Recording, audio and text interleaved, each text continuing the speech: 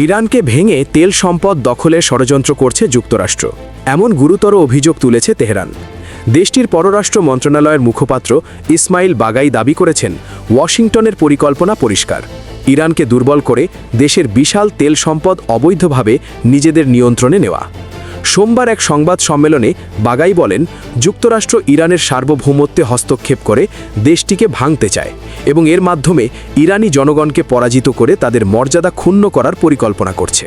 তিনি অভিযোগ করেন, ইরানের ওপর সাম্প্রতিক হামলার মাধ্যমে যুক্তরাষ্ট্র ও ইসরায়েল আন্তর্জাতিক আইন ও কূটনৈতিক সব রীতি লঙ্ঘন করেছে। বাগাই আরও জানান, যখন ইরান কূটনৈতিক আলোচনায় সম্পূর্ণভাবে মনোযোগী ছিল, তখনই হঠাৎ করে হামলা শুরু হয়। এতে চলমান আলোচনা ভেস্তে যায় বলে অভিযোগ করেন তিনি। তার মতে, এই পরিস্থিতিতে এখন ইরান একই সঙ্গে যুদ্ধ মোকাবিলা এবং দেশের নিরাপত্তা রক্ষায় কাজ করছে। এ সময় মার্কিন প্রেসিডেন্ট ডোনাল্ড ট্রাম্পের নীতিরও তীব্র সমালোচনা করেন বাগাই। তিনি বলেন, ইরানের ভবিষ্যৎ নির্ধারণ করবে দেশটির জনগণই এবং নিজেদের মাতৃভূমি রক্ষায় ইরানি জনগণ সম্পূর্ণ প্রস্তুত।